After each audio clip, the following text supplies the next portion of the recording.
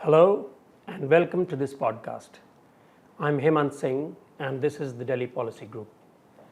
Recent events around the globe have brought the maritime dimension into sharp focus. Covering 70% of our planet, the seas belong to no nation, except for the 12 nautical miles of territorial waters of coastal states. They are free of the concept of sovereignty. The oceans are also by far the world's most efficient highway, providing freedom of movement in any direction. 90% of the world's trade by volume is carried by sea. Militarily, nations that have possessed sea power have been able to obtain strategic advantage and dominate distant lands. Indeed, sea power has been a prerequisite for great power. Recent events in West Asia only underscore the importance of the maritime dimension for warfighting, energy security, and vital supply chains. In this episode, we will discuss the evolving nature of war at sea, including the blockade of straits, and take a comprehensive look at India's naval and maritime capability, strengths, and challenges. Joining me in this podcast is Vice Admiral Anil Chopra, our distinguished fellow, who brings with him a wealth of experience, having been at the helm of both the Western Naval Command and the Eastern Naval Command, as well as of the Indian Coast Guard. Admiral, welcome. Thank you, Ambassador. I would like to begin, of course, with the big question, which is the lessons from the Iran war. And we have seen that naval forces have played a significant role in this war. What, in your opinion, have been the major takeaways from this conflict in terms of maritime warfare? Well, at the strategic level, this war has sort of reinforced and reconfirmed the utility of strong and capable naval forces for bringing force to bear in distant geographies, be it for warfighting, deterrence, political signaling, and so on. Without such sea power, a nation is pretty disadvantaged on a globe much of which is covered by water and which is bereft of sovereignty on the oceans. So I think sea power allows a nation basically to not only considerably enhance its reach, both globally and regionally, but the wherewithal to influence economic and military outcomes in far-flung areas of strategic interest, instead of just being a bystander, which lack of sea power would invariably lead you to be. So that is the first lesson, broad, strategic. Now, irrespective about the varying perspectives of the result of this war, it is a fact that the US Navy was able to sustain a force under fire for over 4 months, half a world away from America. Similarly, the Iranian Navy, very small and badly damaged, was still able to effect sea denial in Hormuz. These were classical deployments of sea control and sea denial, and they carry many lessons, some old, some new, for navies across the world. What is really, I think we need to glean is the hype in the media is considerable, and therefore professionals need to look at some of the actual lessons which are coming out of this conflict. One of them is, of course, besides the drones, is the ease with which GPS, AIS, etc., all these electronic sort of devices, they were spoofed, and invariably the electronic pictures on both sides were messed up. And from my inputs, the navies certainly had a lot of difficulty and had to sometimes resort to going back to things like sextants to find their position at sea and to maintain radio silence. So there are a lot of lessons over there. Another takeaway is that blockades, this term which we've been using, are pretty effective and can be easily actually imposed by even small naval forces. It is easier to actually blockade a narrow strip of water like Iran did with respect to the Straits of Hormuz than to blockade a coast as the US tried to do with respect to Iranian ports. But either way, it is something that, irrespective of the controversies, is going to be always attempted by belligerents whenever there is maritime conflict. So we must therefore, whilst the legalities are being sorted out, we must be prepared that areas of our interests which are prone to blockade, we must take that as a reality. The conflict also underlined, as you might have seen, Ambassador, the lay public's ignorance about matters maritime, and they can't be blamed for it because they are arcane and detailed issues which have historical records. But it didn't matter earlier. The lay public was always badly informed. But today everyone has an opinion and everyone puts it out on the net. And to my mind, this sometimes affects policymakers and in fact even alters decisions that governments take based on pressing public opinion on any one issue or the other. For example, the legality of declaring blockades leads to a lot of emotionalism and sentimentality, whereas it is a normal and legal aspect of maritime warfare. We did it pretty effectively in 1971 off the coast of East Pakistan, which led to victory in many ways because there was just nothing which could get into that place. But it did not disrupt global or regional trade. And therefore, the moot point is that if your blockade is going to affect a large number of people, it will always become controversial. But navies, like I said, will always look to do that. Finally, and as a naval man, I think the conflict underscored that the actual unsinkable aircraft carriers are the ones out at sea, which are mobile, and not the air bases on land. Any place whose GPS coordinates are known and which is static is certainly not unsinkable, is going to be attacked, and every single air base on both sides was attacked and destruction took place. But the carrier was not really, despite great attempts to hit it, it was not, because it could maneuver sometimes out of range, sometimes inside range, launching its strikes, and that is the beauty of the platform. And many people get this wrong, and I thought I'll mention it. There are many other smaller lessons, but I thought these were the ones which would be of utility to most listeners. Thank you, Admiral. That's very interesting. I take it that that also validates the point about India maintaining its 2 aircraft carriers. Let me move on a little bit to a related point, on which you have touched, but maybe we can go a little bit more deeply into it. That's the question of maritime geography and the issue of straits. So, belligerent states which impose restrictions in adjacent waters which are critical to their own security. How do you balance that right with the rights of freedom of navigation of the international community, especially when you come to narrow straits? And can you clarify what does this mean? Because there is, territorial waters of 12 nautical miles. So this strait is less than 24 nautical miles. Sure. And what's the difference between less than 24 nautical miles and more than 24 nautical miles? I think that's a very pertinent question given the furor about the blockades.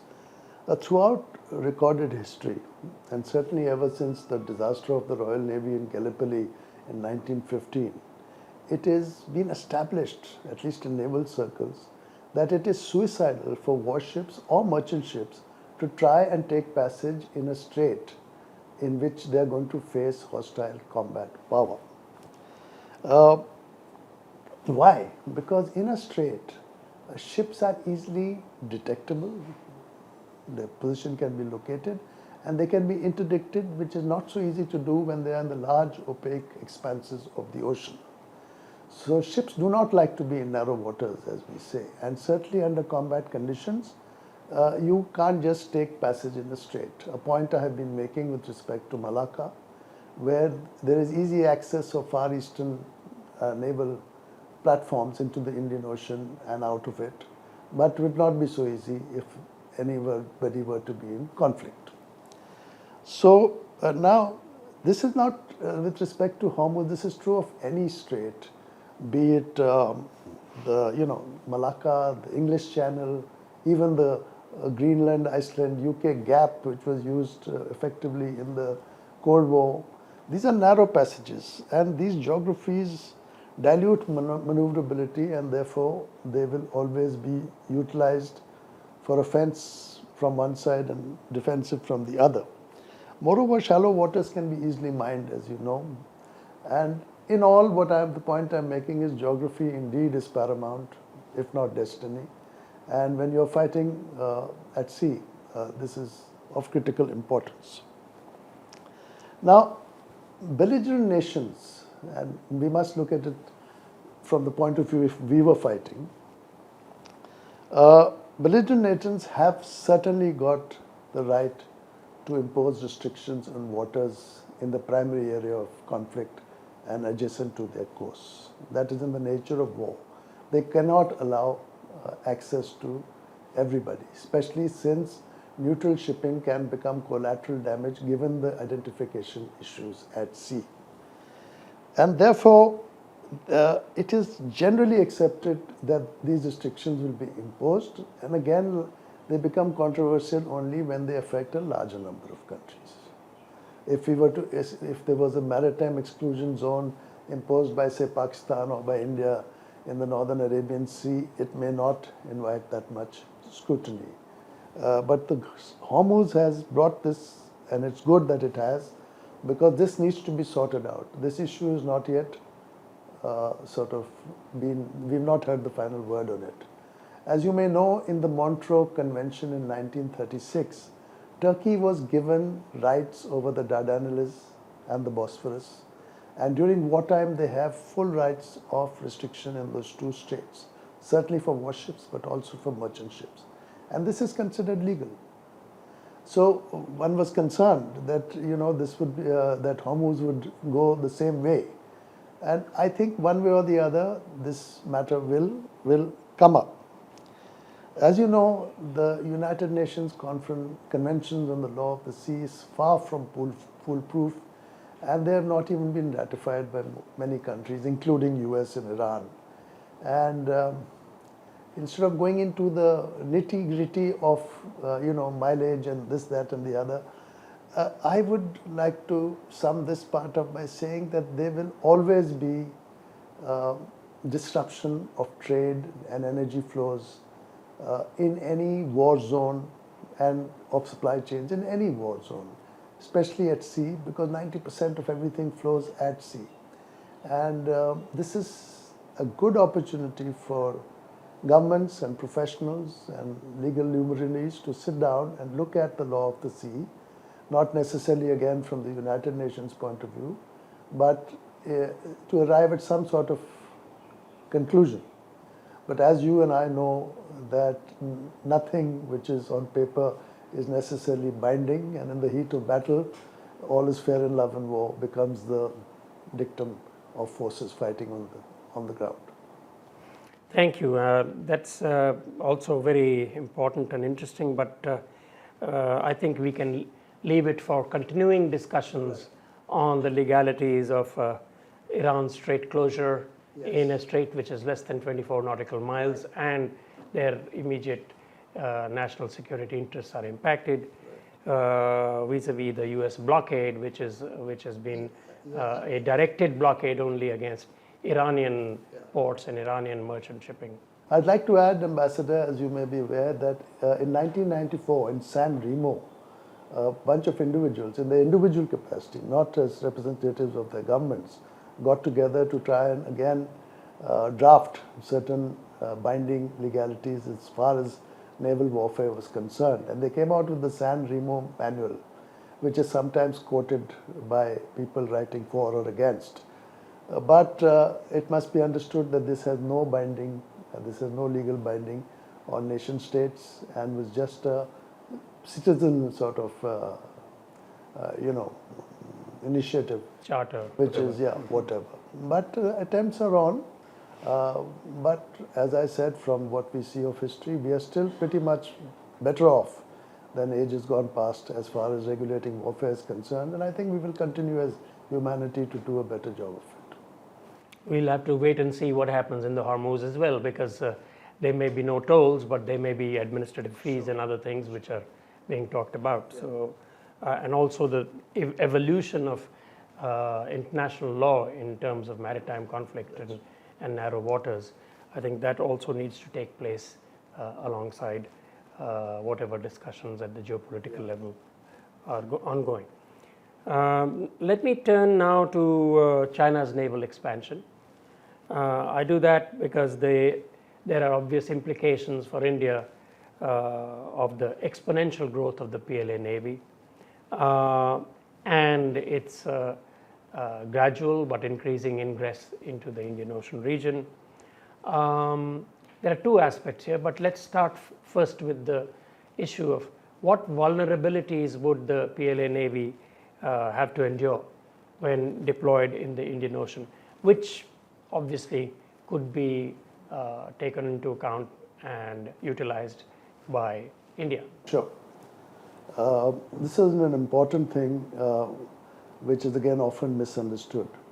The PLA Navy is the largest in the world, but at the moment it is more than fully occupied in the Western Pacific in furtherance of its A2AD strategic doctrine of anti-access and denial, and it has a presence in the Indian Ocean, but in a very structured and way, in terms which started with the anti-piracy operations in 2008. Now there is no doubt in my mind at least, and should not be in anybody else's, that deployment of the Chinese Navy in the Indian Ocean in larger numbers is almost certain. One, they are dependent on the Indian Ocean for many, many things, from energy to trade to investment and so on. And two, they're ambitious. If they have ambitions to become a great power, their route has to be through the Indian Ocean, not through the Pacific. So we almost certainly will see them attempt that.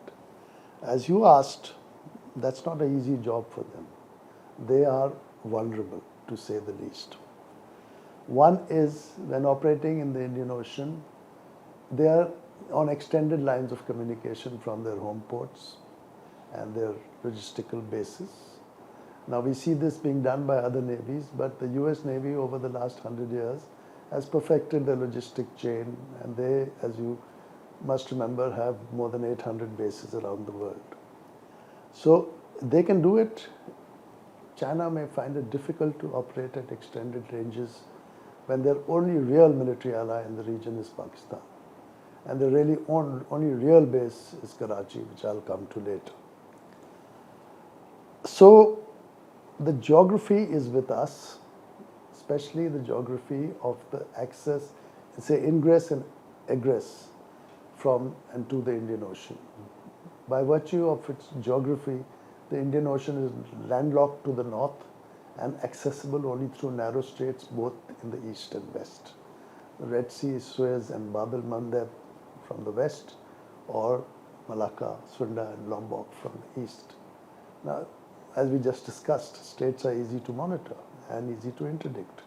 So in combat conditions, it is difficult. So the Indian Ocean, in a way, is a trap, and I keep underlining this, trap for extra-regional forces which may be present in condition of hostilities and combat. Because then any forces which are present will have to fight it out in the Indian Ocean, because egress may not be so easy.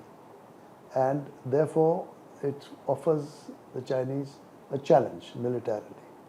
But that is in the event of a conflict. What I am trying to underline is, irrespective of the Chinese desire to get involved in a conflict or their inclination to do so, they will be present in far larger numbers in the very near future.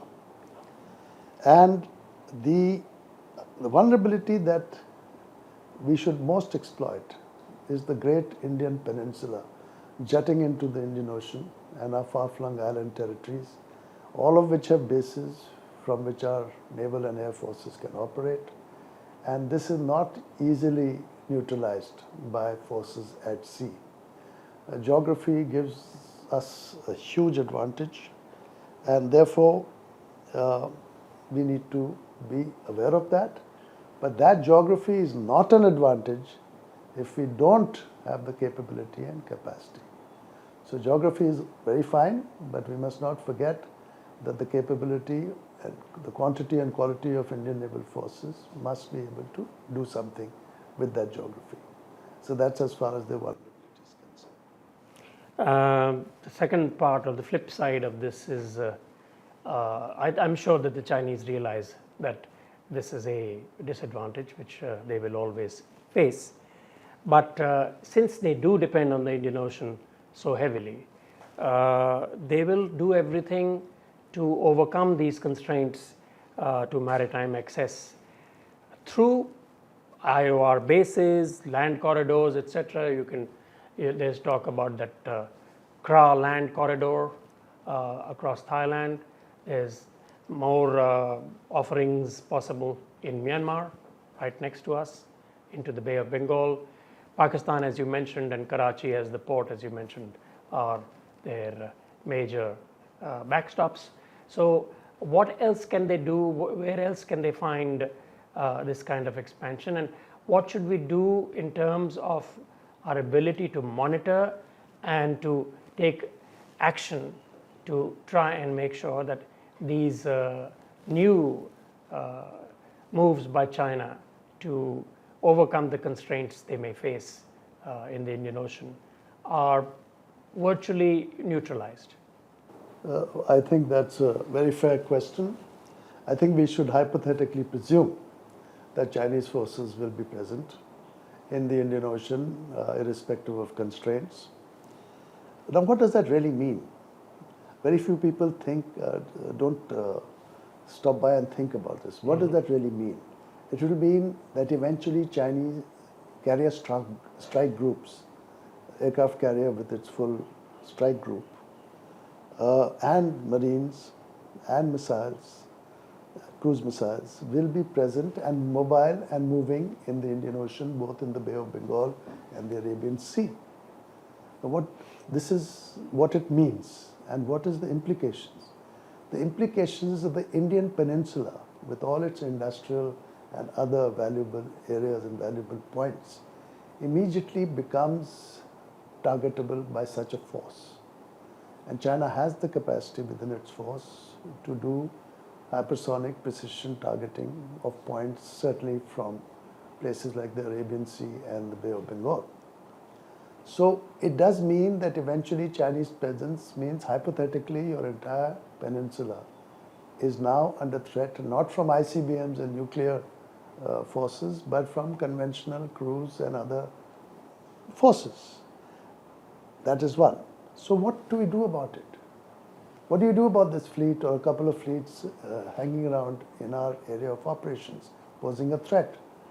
You would just have to have naval forces which can go and challenge these forces out at sea, because they can't be destroyed by ground forces or by air forces operating from land. It's just not possible. It's been tried many times. So it requires many things from our side, not only our carrier strike group encounter, but SSNs, which are nuclear attack submarines, which we have been talking about for some time. We might have to impose convoy systems. I'm talking hypothetically if there's a conflict. So to sort of re-emphasize this all over again, as long as it remains hypothetical, it's a good talking point. Should this actually come to pass and we have large volume of Chinese naval forces and get into any sort of fight, then we have to look at the possibility of being able to defend ourselves from such forces operating in no man's land on the high seas. And therefore, you need naval forces, which I have always said, are not there to defend coastlines. They have to foray into the ocean, seek out the enemy, bring him to battle, and try and destroy him before he destroys you. So that's the second part of it. And I think we should not get, as you very rightly said, complacent about the geography advantage. And we must always work towards another dictum of the armed forces: capabilities, not intentions. Intentions keep changing, and intentions may well change. India and China may become friends, whatever else happens, but I don't think you can ignore capabilities. And therefore, the capabilities of the Chinese Navy operating in the Indian Ocean are something we just have to factor. So we will, of course, need to monitor these developments as we go along. Let me now turn to the force levels and the force mix of the Indian Navy. And in the context of India's maritime threat perceptions, its vast maritime interests, its vast coastlines and island territories, are the force levels and is this force mix of the Indian Navy adequate to the tasks immediate and medium term? What else can be accrued to this force level? Thank you for that question. As you said, adequacy can only be answered with respect to the environment. And we just talked about hypothetical China challenge. But more than that, the Indian Navy has a grave responsibility, which the world actually more or less has given it, of security and stability across the entire Indian Ocean region, from the Red Sea to Malacca, and we are quite capable of doing it, provided we have the force levels. If we don't, then somebody else will come and do it. And therefore, besides war fighting, it's important for the Navy to have a force mix and force levels which can sort of maintain the peace and stability during normal times. Also, we have a direct responsibility, the Navy, regarding India's trade, energy, and flows, and protecting the landmass from attacks from the sea. We live in a tough neighborhood, without a doubt. Very few countries face the sort of challenges. There are many inimical forces with respect to India, and there are extra-regional forces in the ocean. And the ocean itself, the littoral, is full of internecine conflicts like the one we've just seen in the Middle East. So it's not a very, it's a fairly volatile neighborhood, and for us, inimical. Given all that, I would say that our force levels at the current levels are inadequate. And we have better quality than we had before, but so has everybody else with technology ruling the roost, so to speak. Quantity, as we know, has a quality all of its own. And you cannot just say that I have higher, ships which can be moored. You need them in some numbers because they can only be at one place at one time.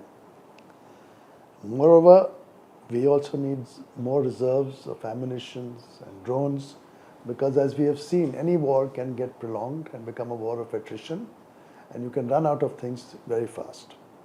So when we talk about the Navy's force levels and force mix, we must not only just talk about the platforms, but we must also talk about the operational wherewithal to continue to fight for some prolonged period of time. So I'm sure that the Navy and the government is aware of our requirements, but since you asked the question, I would venture to say that at the moment, given our environment, the force levels are not adequate. The quality of our warships is very good, and we are a professional arm, but technology is galloping, as we all know, and eventually technology has to be rendered into hardware and installed on board platforms. And we don't do, or we haven't done, too good a job of that. Again, perhaps not our fault, given just that fact that when we started off 80 years ago, we had virtually nothing. Successive generations of Indian governments and Indian naval officers have built up a good force of three-dimensional, which builds and operates its own carriers and nuclear submarines. But the adequacy of the Indian naval force levels and force mix cannot be discussed without bringing in our eternal problem of our defense industrial base. And it must be brought in, because we are facing not just technology, we are facing deep tech, as they call it these days. The AI capex around the world is now being driven by individual retail investors investing in companies at a scale which no government can match with even 100% taxation. I repeat this, that individual investors are fueling the capexes of big tech, big pharma, big etc., to levels where the R&D in today's world is no longer being done in MIT or in Cambridge. It is being done in the labs of these corporate giants, which have now the kind of monies required to go into frontier technologies.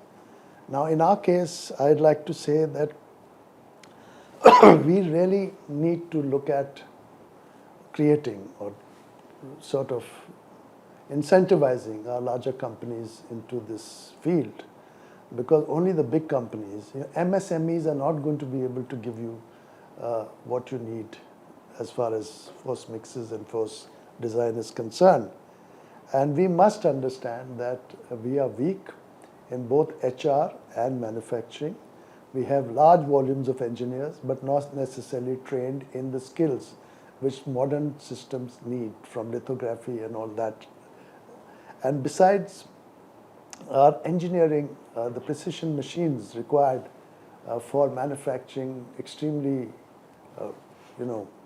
precise equipment are still a bit away from us. I think everyone is aware.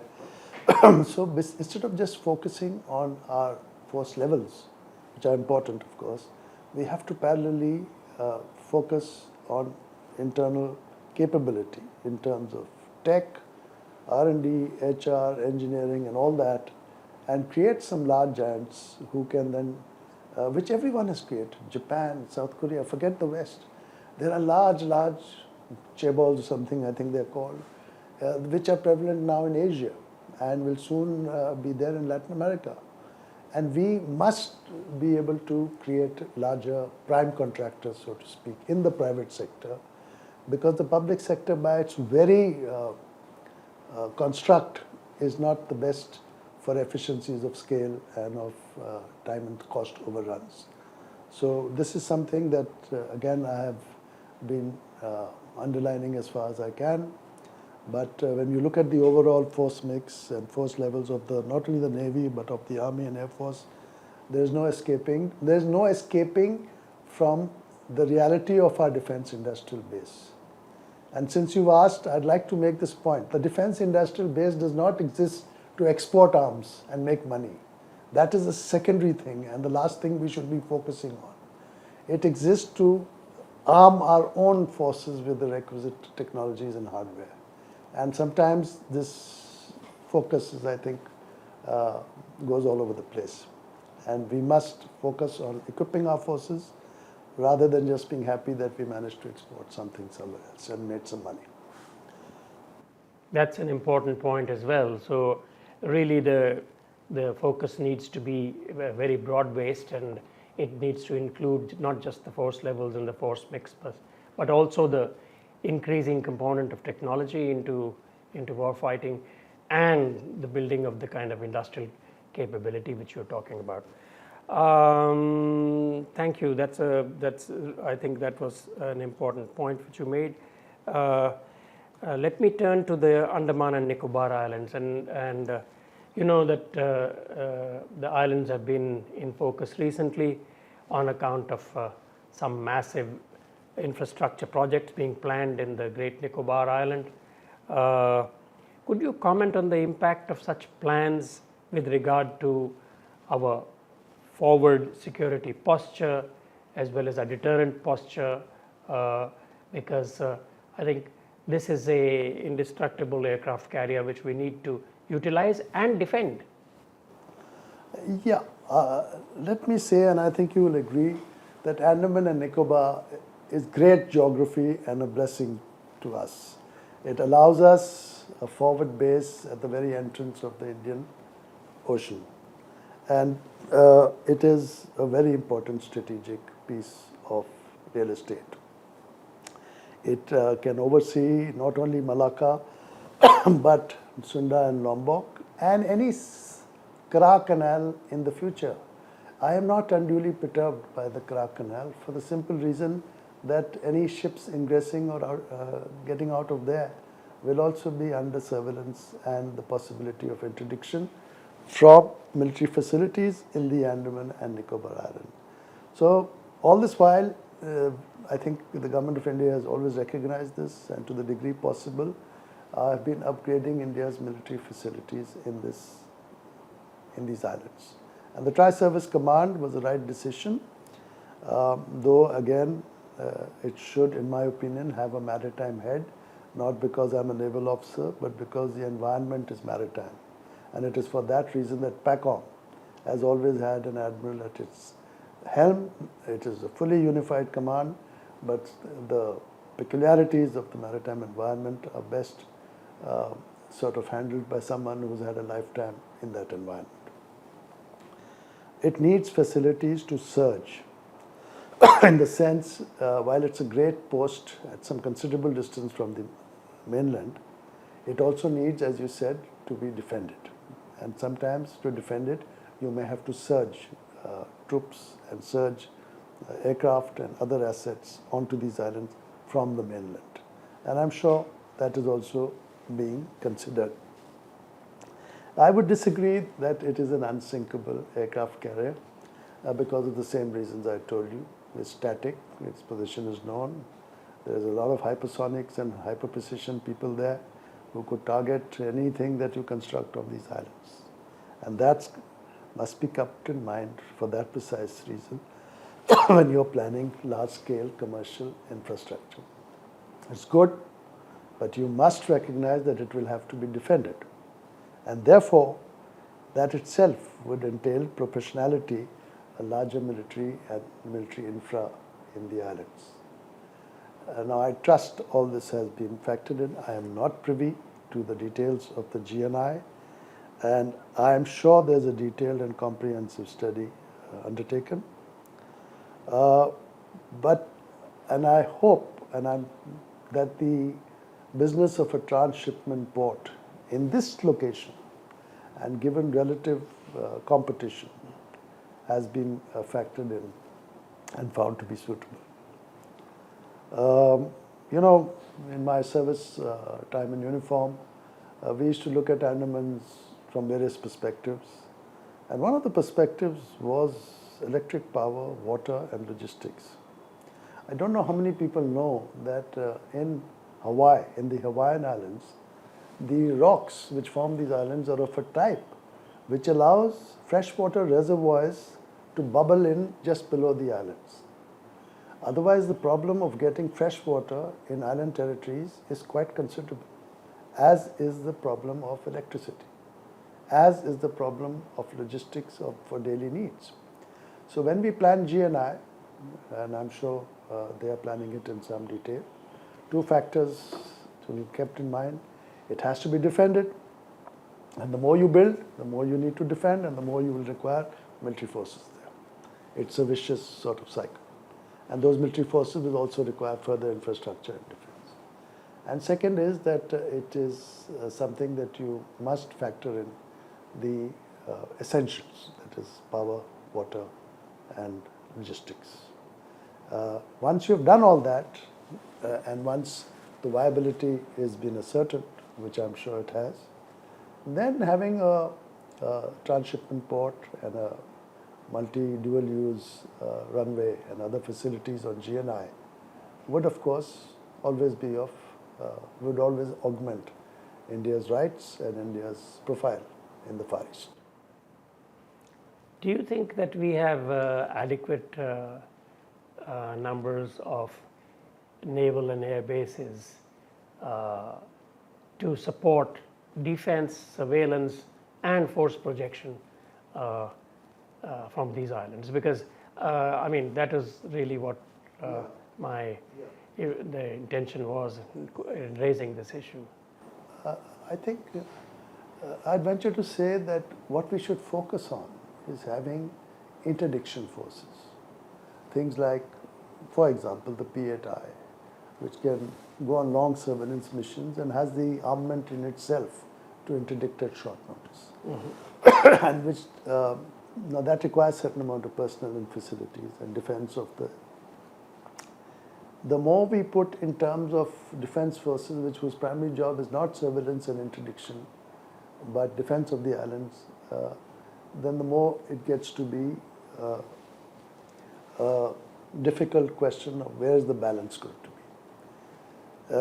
It's a tough call, and I am answering this so that people who are planning it should keep it uppermost in mind that it will require to be defended, and the forces which require to defend are not necessarily the forces that will be useful for surveillance and interdiction. So there is a balance, as in everything. It is a good thing that this GNI is being discussed and debated. I'm not even getting into the environmental part of it. That is a separate issue altogether, which is not relevant to security and strategic reason.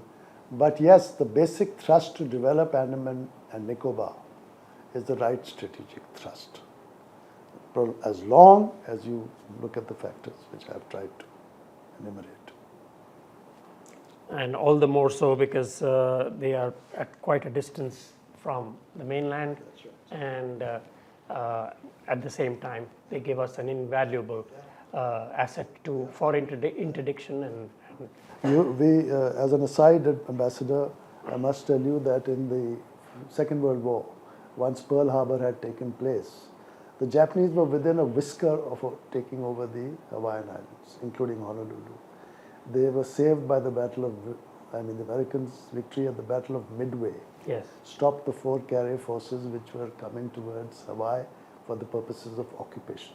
And had that happened, the picture in the Pacific today, even then, might have been totally different.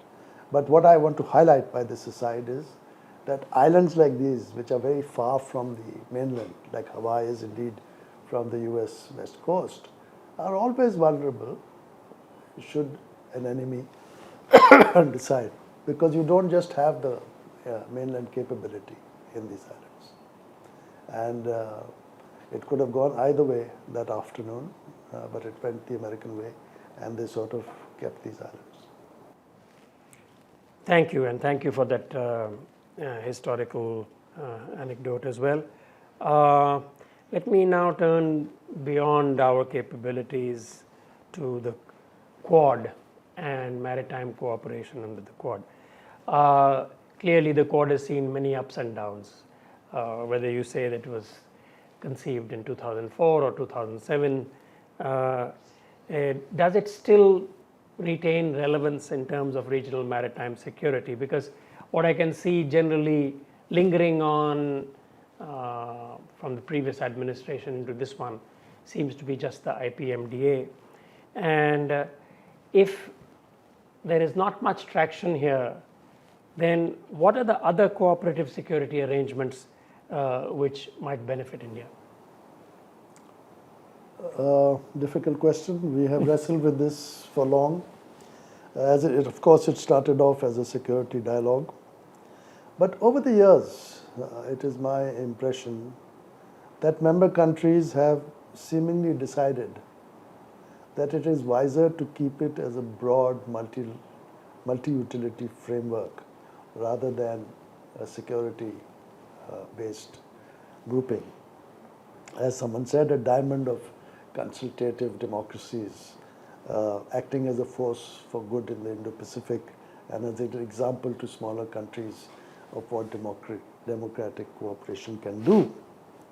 Having said that, and irrespective of where these ups and downs go, it is my opinion that regular interaction between the militaries of these four nations, Japan, Australia, India and America, would go a long way for mutual understanding, interoperability and trust, at least between the militaries. Which again, no one has any knowledge of the future beyond a point, including all geopolitical pundits. And it is good, given our environment and our threat perceptions, it is always a good thing to have a certain amount of cooperation with like-minded nations, even if it ebbs and flows with different governments and different administrations. It's very difficult as in a democracy whose governments and administrations are changing from every 4 to 5 years to keep this going with the same sort of agreement and enthusiasm as the previous administrations or governments. I think what is going to happen in the Indo-Pacific, any certitude would be disingenuous, including G2 or P2 or whatever, or spheres of influence. These are all things that people write, a million people write on every day. But surely we can't be sure whether there will be a G2 arrangement or a sphere of influence arrangement, or what would happen between Japan and China, or would China survive in its present form as a Communist Party dictatorship. Everything is uncertain, and therefore as a military man, I would say that any interoperability that you have is an insurance you can use if it comes to that. But if you don't have it, then the possibility goes. Then you don't have that insurance. I mean, you just don't have it. So I have, as you are aware, always said that the naval cooperation between the Quad's countries is virtually a fleet in being, and it's not there, it's not a combined fleet in any sort of way. It exists nebulously as a possibility and potentiality, and that is important in military affairs because that has to be factored, and it has to be factored. You can't, nobody who is on the opposite side cannot factor it. And therefore my final thing on Quad is, I don't know whether it will survive, but I think it's been steeped in it's been 18 years now, from 2007 itself. And I think Abe's instincts were correct to start with. And I think various governments will see that in due course. And irrespective of the ups and downs of their bilateral relationships and their other relationships, the idea of Quad has sort of settled in. And okay, take it to where it is going now, but keep the military cooperation going and interoperability alive. That's what I would say. There's an undercurrent which is also underway, as you can see from the remarks of Japanese Defense Minister Koizumi, that should we meet at the defense ministers level as well as Quad defense ministers. But I mean, we'll have to wait and see what happens, because obviously some elements of militarization of the Quad will not make us comfortable. Yeah. So but it can only be useful to India's overall security. It can't be detrimental to it. So my point is that it can't do anything to us. It can only do for us under certain circumstances if they come to pass. So let's see if it can do something for us. So let me turn to the US focus now on this region. So you saw that this past week, the US formally reverted to PACOM from Indo-PACOM.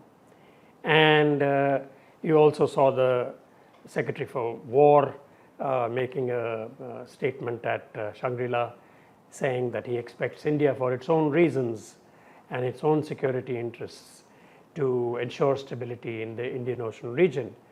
What are the implications of this reverting to the past in terms of the US force let's say, the construct, and how we placed vis-a-vis CENTCOM, because I mean, if that is the case, then clearly the American interest will be largely on the Western Pacific theater and restricted to that. Beyond that, it's India's interest, and beyond that is the CENTCOM area of military control. So how do we assess this, and how do we deal with it? I think the question has hit the nail on the head. I think it has become apparent to the other members of the Indo-Pacific that India is capable of providing security and stability in the Indian Ocean region in itself. And when you come to that conclusion, and also that India is perhaps reluctant to get involved in any issues in the Western Pacific, I think it would be fair to say that the arrangement of India sort of looking at the Indian Ocean and not at the larger Indo-Pacific makes sense to strategists. After all, IOR is our primary area of strategic interest. We are concerned with extra-regional forces there, we are concerned with the Chinese there, we are concerned with many things.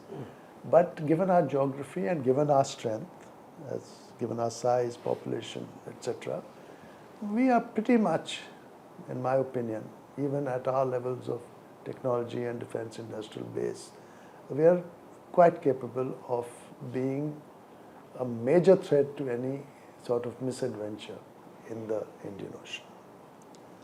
So, and as a parallel, I think since the Indo-PACOM was formed before COVID, the Western Pacific has become more alive and more threatening to various countries there. Despite all the conversation and interlocution between China and the United States, people like Japan, Taiwan, Philippines, Vietnam are threatened, Korea, in ways that is difficult for us to understand, because the proximity of China is huge. We've still got a barrier of the Himalayas between us and an extended geography maritime-wise. But for these nations, China looms very large. And therefore, they are also disinclined to get involved in the Indian Ocean when their own area is so threatening. And therefore, you see these various groupings which have come into play from AUKUS, etc., IP4. And I think it would be fair that these nations will put their energies into the Western Pacific. I don't think this change of name really affects us in any way, nor do I think it is any sort of sign of India's lessening importance in strategic affairs. It is just, I think, an acknowledgement of the fact that while the Indo-Pacific construct makes a lot of sense still from commercial economic, the possibility of nations from both sides fighting in both oceans except the US, is rather remote. And I think this is an acceptance of that. And I don't think, in fact, to my mind, it's a good thing that we have come to realize again that we will have to fight our own battles in the Indian Ocean region. And for that, our main focus has to be our defense industrial base. Everything else, in my view, is secondary. And last but not the least, and it is well known to naval professionals, the US is has deep sentimental attachment to the name PACOM, because PACOM was where everything took place in World War II, in Korea, in Vietnam, and now with China. So when you read US naval journals and other stuff, in PACOM was never a welcome naming as far as their own people were concerned. And the reversing of the name to PACOM has been welcomed more out of sentimental reasons than anything else. As far as CENTCOM, PACOM is concerned, and I have had this view even when you talk of theaters are not rigid. It's certainly not in the Western mind, where forces from Mesopotamia could be transferred to Africa and Africa to by just one order from Churchill or anybody else for that matter. So I don't think the lines between CENTCOM and PACOM, there are bureaucratic lines, but should there be push come to shove for the Americans, the area in the Indian Ocean could be addressed both by CENTCOM and PACOM, and they have enough coordination mechanisms to be able to appoint a joint force commander or somebody else whenever there is a requirement to do so. If you just look at the recent history, the command and control structures have adapted to the developing situation. When when Normandy took place and there was confusion between the US, British and other forces, they appointed a supreme commander at that point of time. So did they in North Africa. And I won't go into the historical details, but I think this divide between CENTCOM and PACOM is certainly there in the Pentagon and amongst the minds of the bureaucratic military civilian setup. But at the strategic level, I think if called for, as far as Indian Ocean is concerned, both commands will be able to get involved if they need to be. And for us, it is important to sort of realize this and not get too alarmed that we are now with CENTCOM and how do we handle that, considering that also handles Pakistan and Middle East. And are we now being sort of ditched or abandoned by PACOM? Not the principle. And at my point of life, I find that this business of now realizing that as far as the IOR is concerned, we are pretty much on our own, and the world thinks we can do it, and we should do it. That's my way of looking. Okay, so there are two aspects here. The first one is the debate will continue, what the reversion to PACOM really means, what are the implications for the free and open Indo-Pacific. After all, it was always understood that the Indo-Pacific has at least three theaters: the Western Pacific, the Southeast Asian theater, and of course adjunct to that is the South Pacific, and then the Indian Ocean. Right. So there will be an impact in the broader sense of the word in strategic constructs on what has come to be over the last 10 years as the Indo-Pacific strategic construct. But we'll have to see how that evolves. But for India, I mean, you said that we are now, it's time to be realistic about where we stand and accept this situation. The question for us in terms of our future rise as a power will be the nature of the indispensability that we create in the Indian Ocean region. And that indispensability is not just a part of the cooperative arrangements which we seek with all the neighbors across the region. It will also be heavily dependent on our maritime power across this region. And according to me, considering our constraints on the continental side, this is our opportunity. And there's no question that this indispensability must include major accretions of maritime naval power. Yeah, I just want to end this question on one observation that everything finally boils down to funding. And we've been talking about the Indian Navy, sea power, maritime environment, indispensability, and very important things these are in the security of this nation. But it finally boils down to how much, funding is available for creating the requisite forces and the requisite technology to be able to do the things we talk about. And whilst there has been considerable increase in the number of projects now underway, and the statistics of the budget speak for themselves. And I think at some point the government needs to take a leap of faith and increase defense funding at least for a few years to be able to marshal better military preparedness in a region where we are not only on our own, but where we are seen to be the major power. So let me now turn to the question of underwater security. And we've seen that there has been a proliferation of surface and underwater unmanned vehicles. And can you assess this development in the context of naval warfighting, maritime security, as well as threats to civilian infrastructure, including cables and offshore structures? Yeah, I think it says a lot about our times that UUVs are being discussed at such great length when the technologies are still not mature. And I would say, should they mature in the way that they envisage and imagine to be, of course it would be of great concern across the entire maritime spectrum, from warfighting to trade.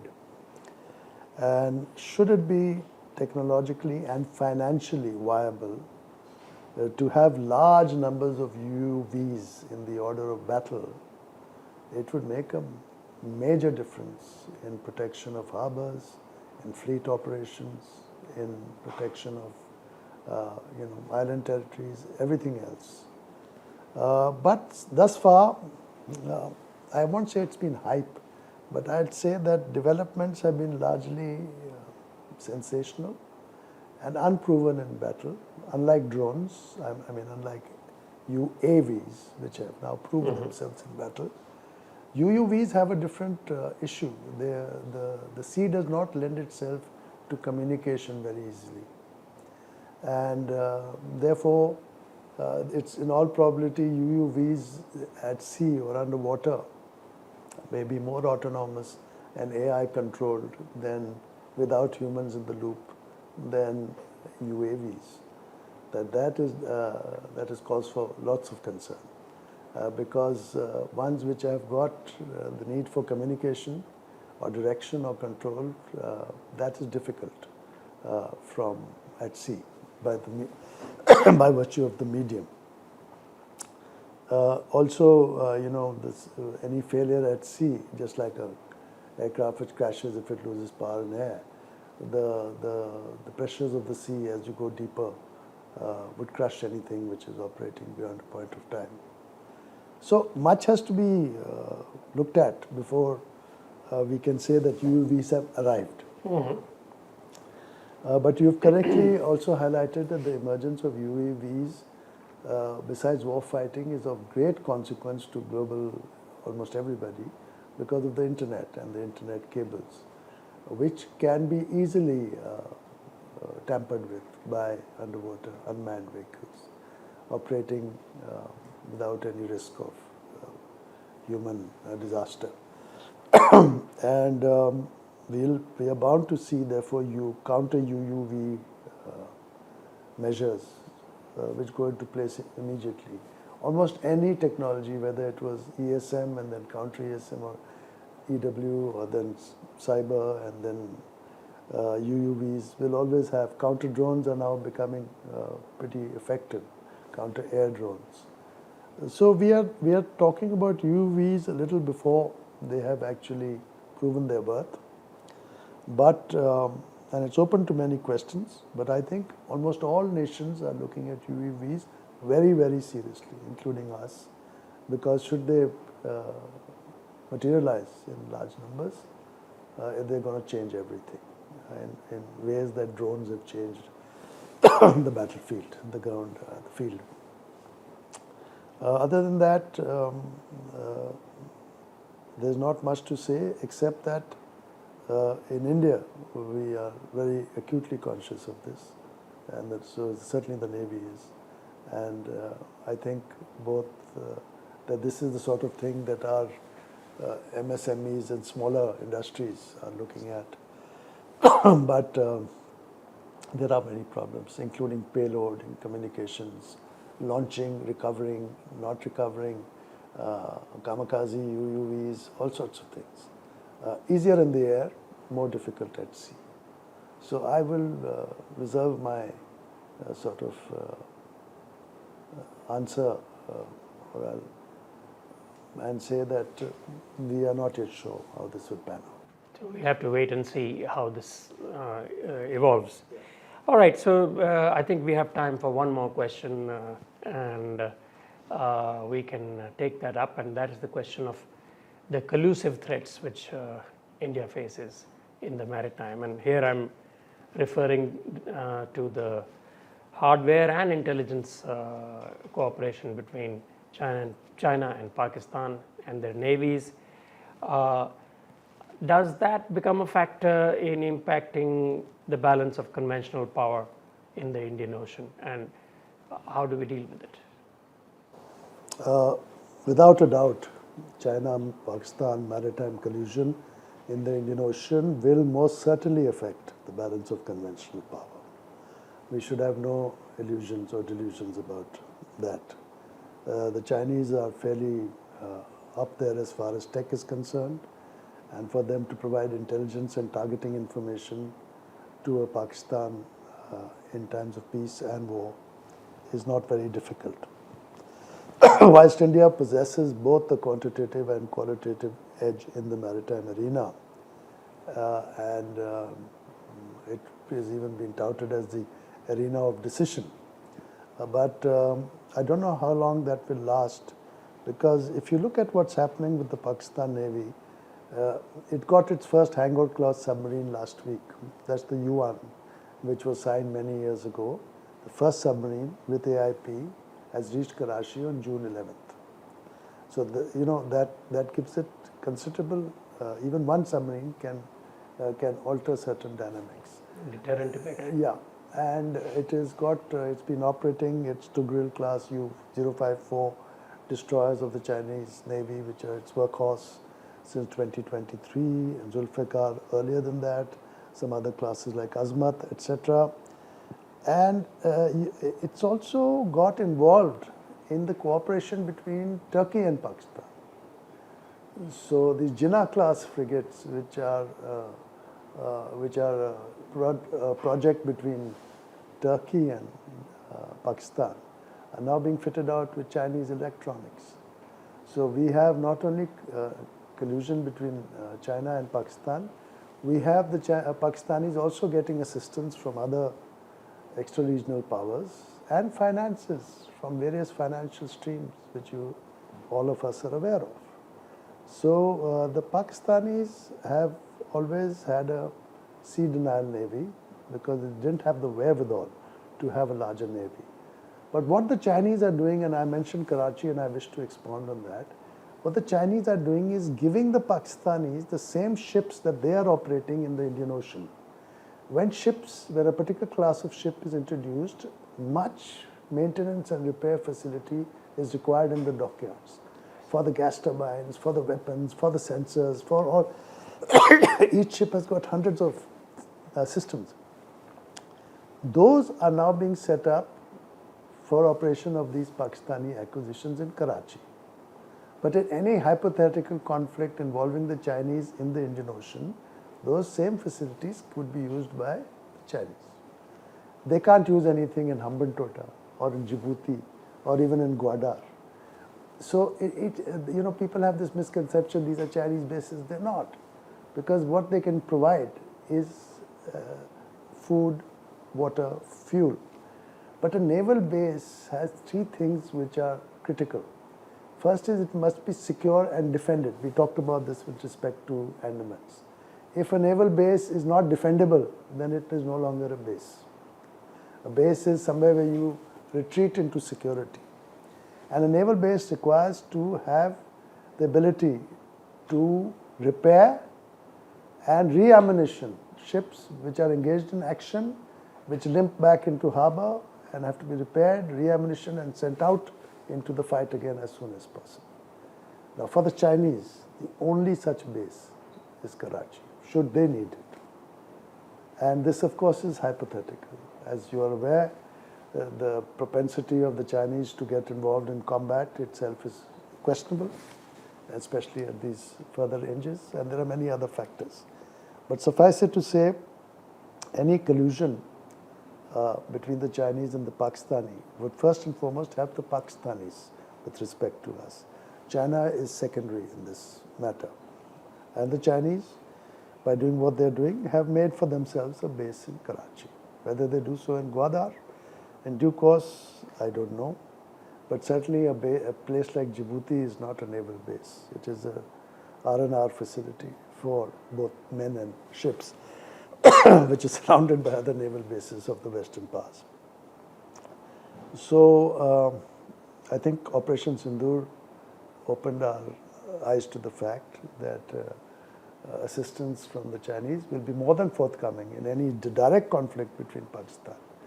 And I sometimes find it surprising that we don't factor this in with more sort of seriousness in the sense that this should, in my view at least, impact our relationship with the Chinese in different ways, which as yet our reaction has been very limited, perhaps because of our economic interdependencies and otherwise.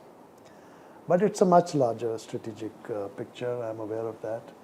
But in answer to your conventional maritime capability, the Chinese-Pakistani collusion is altering the dynamics and the balance of power. Thank you. That's very interesting because it adds to the complexity of the collusive challenges which we face in our own neighborhood. Well, this has been a very comprehensive and interesting discussion. I do hope that our viewers will find it of considerable interest. Thank you very much for joining me for this discussion. Admiral, thank you so much. Thank you, Ambassador. It was nice discussing. And that brings us to the end of this discussion. We look forward to seeing you at the next episode of DPG Podcasts.